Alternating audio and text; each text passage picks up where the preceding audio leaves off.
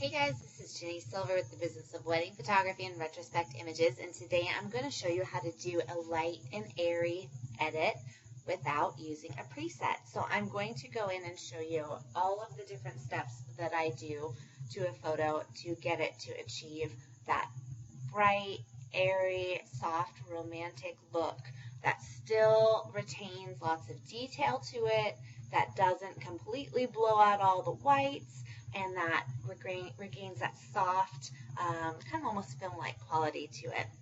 So I'm going to show you how to do that without a preset. And I do have presets available for this in case you want to skip all these steps, but this is for those who want to see all of the detailed steps that I do. So I have a photo pulled up here of a real wedding couple, and you can see that I shot it kind of underexposed. The reason why I did that is because I wanted to preserve all of the details that are in the highlights here. So first thing I'm going to do is I'm going to go ahead and I'm going to correct the white balance. So I'm going to click over here on this white balance selector, and I'm going to choose a white neutral area to click on right here.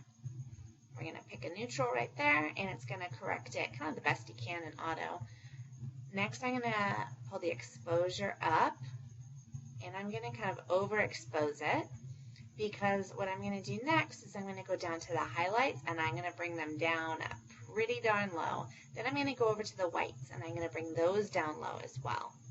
Next, I'm going to bring up the exposure just a little bit more, and I'm going to bring the blacks down, exposure up a little bit, and I'm going to play with the shadows a little bit until it looks about right. And that'll do for now. What I'm going to do next is I'm going to go up here, and I notice that he's starting to look pretty pink, a little bit too magenta, so I'm going to bring the tint down to the green side a little more. Next, before I go any further with anything else, I really want to color correct this so that they don't look quite as magenta. So I'm going to go down here and I'm going to go to saturation, and I'm going to try to get rid of some of that color right there.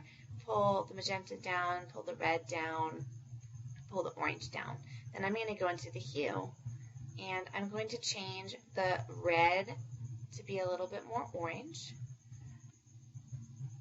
I'm going to change the orange to be a little bit more yellow. The magenta is going to be a little more purple.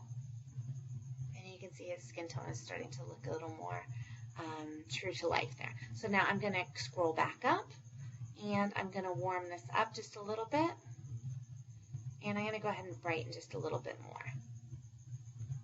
Okay, so that's starting to look pretty good. So now I'm going to scroll down, and I'm going to add in a little bit of clarity. I'm going to pull the vibrance down, and I'm going to pull the saturation down. Next, I'm going to scroll down, and I'm going to play with the tone curve a little bit. So you have right here in the middle, you have lights, darks, shadows. Up here you have highlights. So I'm going to start pulling these up and down and see what I like the best. And I'm going to brighten that a little bit to give that soft feel right here. And then bring this down. Bring the shadows back down. Okay. Next, I am going to come down, down, down, and I'm going to click on luminance right here. Okay, and now you'll notice if I pull it all the way over to the right, I'm in the red. You don't notice a ton of change, but you do notice the color is starting to go away. If I pull it all the way over to the left, you can really see what this slider does. So I'm going to just pull it up a little bit so I get just a very soft change there. And same with the orange. If I pull it all the way down, you can really see what this slider is doing. Okay, so now that I've done those, I'm going to scroll back up, and I'm always kind of adjusting and then readjusting my sliders so that it's exactly how I like it. There's a lot of back and forth here. So I'm going to up my vibrance just a little bit now that I've toned those colors down. And I'm also going to warm this up just a little bit more. Okay, It's still looking a little magenta to me, so I'm going to pull this down and be a little more green. And then I'm going to go ahead and lower my shadows back down a little bit more and lower my exposure down a little more.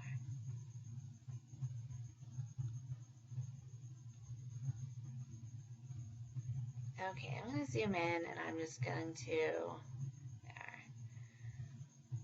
take a look at the colors and make sure that it is where I want it to be.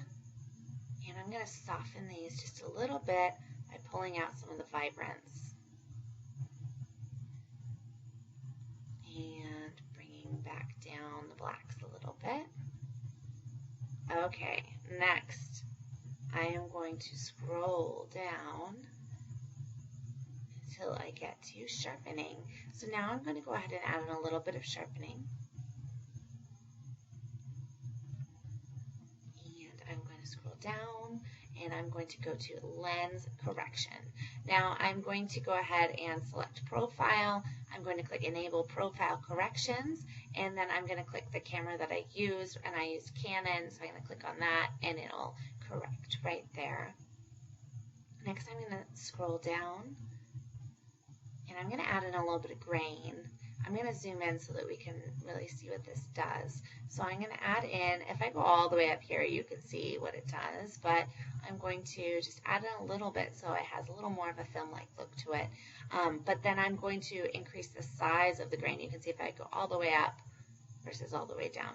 So I'm going to add in, make it a little bit bigger, and then I'm going to play with the roughness of this grain and see what I like the best.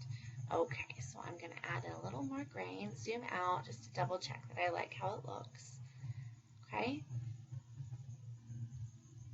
And next I'm going to go ahead and scroll down here and I'm going to change the tint of the shadows just a little bit. So I like to zoom in on a shadowy spot for this. So I'm going to change the tint of the shadows. If I go all the way down, you will notice what it does to the shadows. If I go all the way up, so I'm going to go ahead and put them right there. Zoom out, make sure I like it. And then I'm going to change the hue of the green right here. Bring it a little bit yellow. Okay, lastly, I'm going to finalize that color temperature by making a little more yellow, and I'm going to kick up the brightness just a touch. Perfect. Okay, so I am happy with how this looks now.